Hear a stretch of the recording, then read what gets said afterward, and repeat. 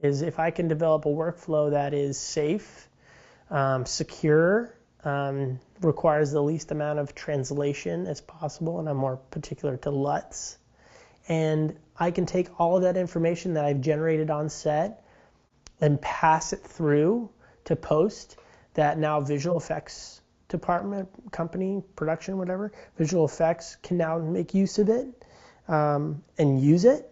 You can have that information in the DI that and the conform, that the least amount of questions need to be asked. Well, why did they do it that way?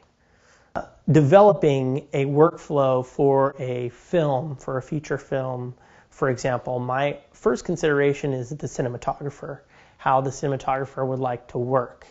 And majority of the time the answer will be, I want color on set, but don't slow me down or the actors. I need as much lighting time as possible. And really, that's where everything, that's the genesis of the conversation. At that point, I move over to the post-production supervisor, and I start talking to the assistant editor as well. And like anything else, money is also incredibly important. Budget, bidding, that whole thing is ultimately going to decide what the workflow is. So I'll usually be in contact with the production supervisor as well, who's okaying or not okaying anything. Once I understand what our deliverables are going to be, because I am both a DIT, but on many projects I'm unofficially the digital workflow supervisor. I might help develop the workflow from on-set and how much we do on set to what's being done on the near set or being handed off to a lab. And then also the QC, I like to round trip everything if I can, because I really like to see what the editor's getting. If I don't generate it myself and someone else generates it, then I like to look at what the Avid files are, because that's going to be the most representative of what everyone's looking at. The producers, the executive producers, the director, the DP obviously, and of course the editor, which they'll live with that footage for a year plus over time. That's where that starts with me. And then of course the camera is pretty critical, and what you're shooting on, what format, what media, how you're ingesting it, are you handing it off?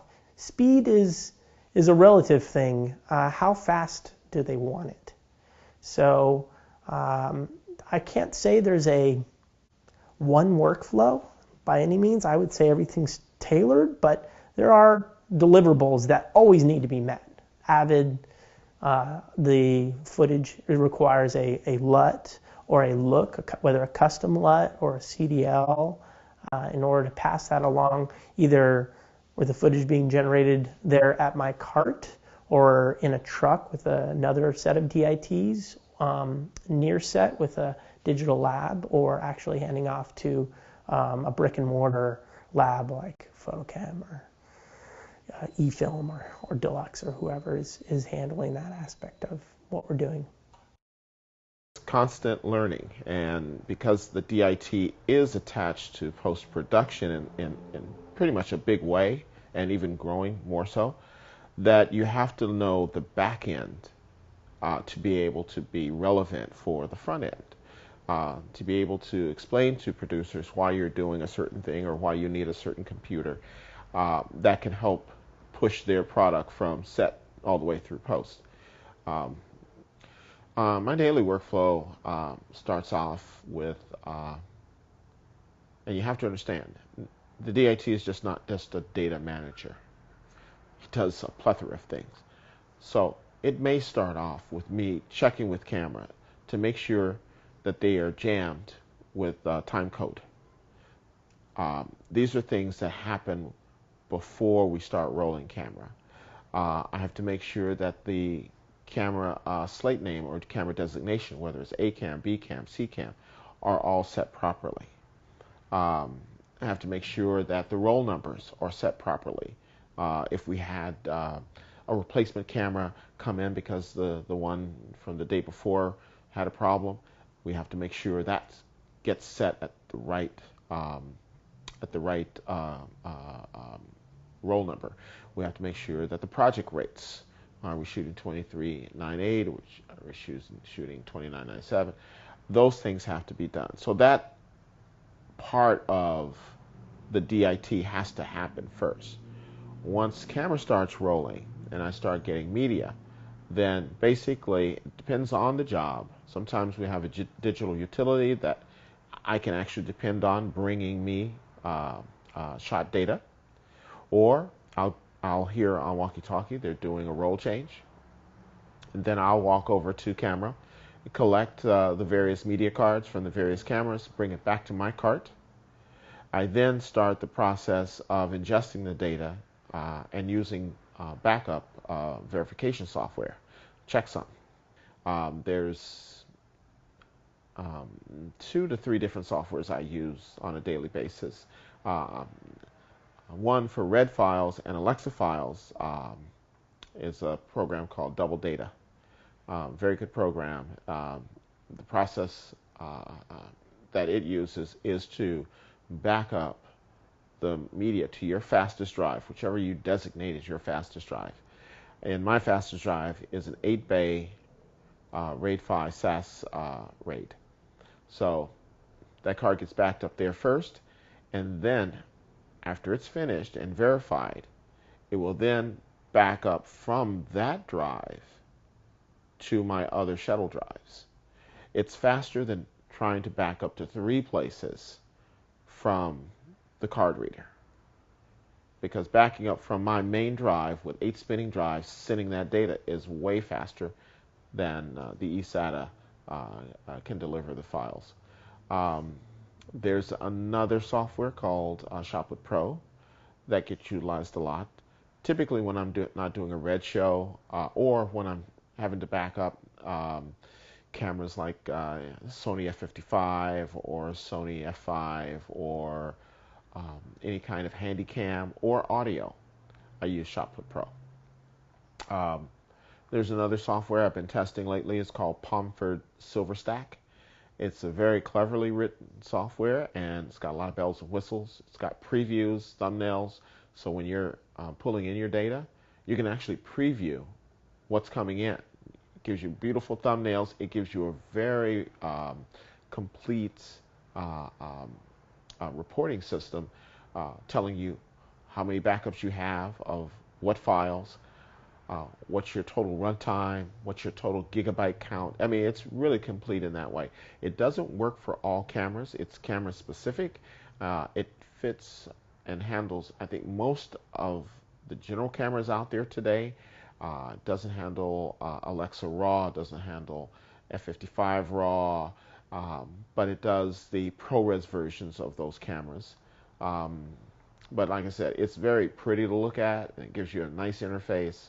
So I've been using that. Once the ingest is done, then I move on to whether if I'm syncing audio and doing a one light, I'll move over to one of 3 programs. If I'm doing a red show, sometimes I'll use Red Cine X. I can still use DaVinci Resolve or Assimilate Scratch. Now I found recently that Assimilate Scratch has a really cool feature where I can actually create my red metadata file, the RMD file, on the fly using that software. And I like that because Assimilate Scratch really has a great interface for doing side-by-side comparison. It's a very difficult software to master. Actually, just to get in the front door of that software, it's got so many locks on it. It's like you have to really buckle down and work on that software for a number of days before you can get over that first hurdle. But once you start to understand it, you'll see that it has a really some nice pluses to it.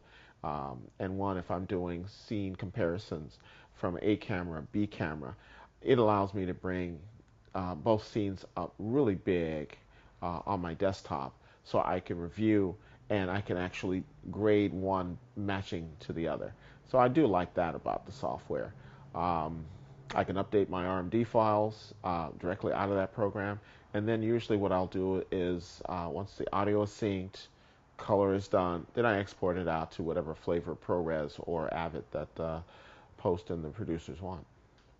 So once they give me the card for the data management portion of my job, I end up downloading at least 2 copies. So the producer will give me 2 hard drives. Usually both of them are eSATA or something like that. And I'll download 1 copy to one drive and 1 copy to another drive. And both of those copies, as well as the file format and the structure that I set up, will be exactly the same on both. Because you want both of them to be exact mirrors of each other, just in case the producer takes one drive and then the editor takes the other drive. And let's say the editor drive fails. You want them to be able to take the drive from the producer, plug it in, and their system not even realize it's a different drive. Okay, the workflow on a single camera show.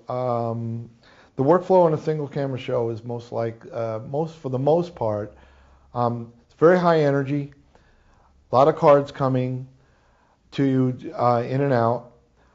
Usually at the end of the day, all the media is collected. We're usually somewhere between 300 and 500 gigs on, let's say, an Alexa show per day. And I start with a 1 or a 2 or a 4 terabyte drive. I also have a protection archive master drive on set, which records the entire show. So I'm archiving the show. I have a protection master. The post-production company has a protection master. And typically, if requested, I'll give the producer a protection master as well. So my system is set up 2 ways. I have a shuttle drive that does the shuttling on a daily basis. And then I have my archive master, which is probably a 6 to 8 terabyte drive, which does nothing but archive and collect the media. All of the media is checksummed, so it's equal values from the time it's recorded in the camera to the time it hits the drive. So we are not missing any files. Sometimes that can happen. Files in the transfer process are sometimes eliminated, and you have to check for that. It's an important responsibility of the job, a huge responsibility of the job, to make sure that the media that comes out of the camera is the media that's on the drives, and that what you're handing off on the drives is exactly what came off the camera. I work on the television show Scandal, and we do a live color correction on the set using a Luther box and a DP light system from Technicolor. So our workflow on that is fairly straightforward. We have a color calibrated 24-inch Sony monitor on the set with a color correction box set up so we can color correct the lift, the gamma, and the gain on the fly. So what we do is we'll set up a scene. I'll take the ARRI log signal into my color correction box. I will adjust the blacks, the mids, and the whites, and then the color according to what the DP wishes or according to what we normally shoot these certain scenes in. I'll adjust that color correction, then I save on the keypad all of my looks that I've created. I save them into the box. Then I also write a note of what the scene number is and what my correction number is for each scene. And that's kind of a master log that I turn in every day with my footage to Technicolor, so when they do the dailies, they can go back to these numbers and dial in the exact look that we created on the set. When I show up in the morning on Scandal, I'm handed a page of sides, and these sides are the scenes that we're going to shoot during that whole day. So it might be 4 or 5 different scenes. So I'll read through the scenes, and each one has a corresponding scene number. When we're shooting the scene, and I do my live color correction, I will, on my data log sheet and my color correction sheet, I will put the scene number, I will put if it's an A camera or B camera or both, and then I'll put the color correction numbers into that log, as well as what the scene is, and if it's an interior or an exterior, and any other notes as far as frame rates or that type of information. All that material gets written down throughout the day.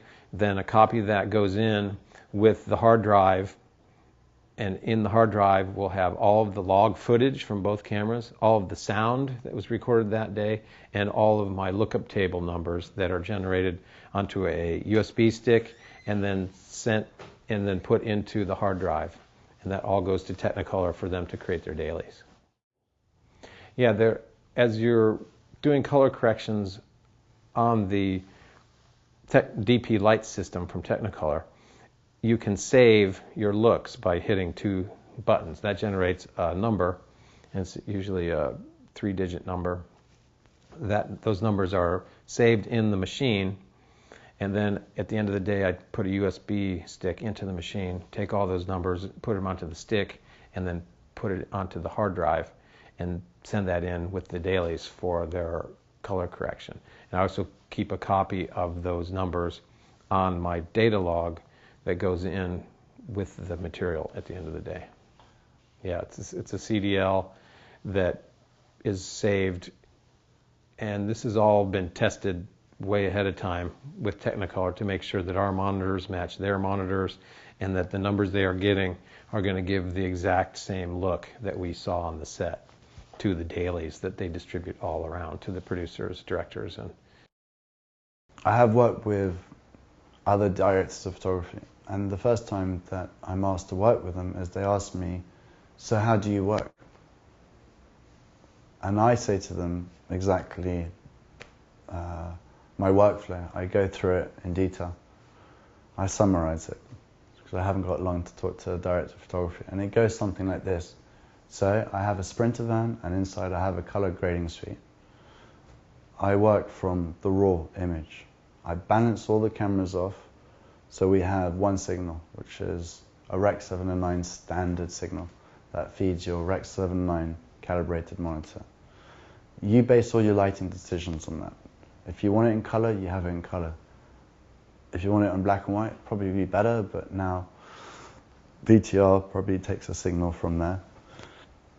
Or you're feeding a signal from the director of photography's monitor to the director, and so on and so forth. So you're probably not going to have a black and white image, which would be better for, focus and contrast, which is basically what you want.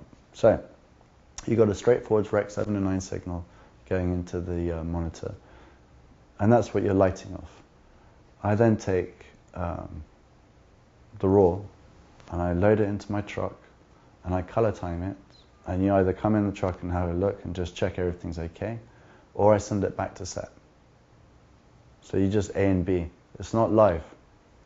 It's just we shoot a test, I load it in, I do my grade, and then I send it back. So you can just A and B the scene. The Rec 709 live feed, whether you're going just straight out of the camera, straight into the monitor, or whether you've got a LUT box that's creating a better, so you're going log out of the camera through your LUT box, which has got a 3D LUT loaded in, so it's more accurate. That's then going into your monitor. Or whether you have the ability to do that on your monitor, so it does the conversion for you. Or if you just do a straight Rec 709 out of the camera into your monitor. Because it's just a reference. It's just like, well, this is black, this is white. It's just a reference. It doesn't really matter, as long as it's the same and we're working to a standard. And then what they can do is they see the Rec 709 on their monitor, and my Rec 709, which might have like 6 or 7 secondaries on my monitor, or I send it back to the same to the monitor on set, and then they can see the difference, and then we can comment. So then they have an idea of, okay, well, this is where I can go with my highlights. This is how far I can go with my blacks. This is where my grey is going to be. And then they can go into more detail. Do I need to really spend time, hitting those marks for that spot on her face, on the cut? Hopefully he's going to use that bit there, because she's missed, you know, if he uses that part on the action, I lit it for this section here. Why, you know? Or is a power window enough? How much time do I have to light the scene?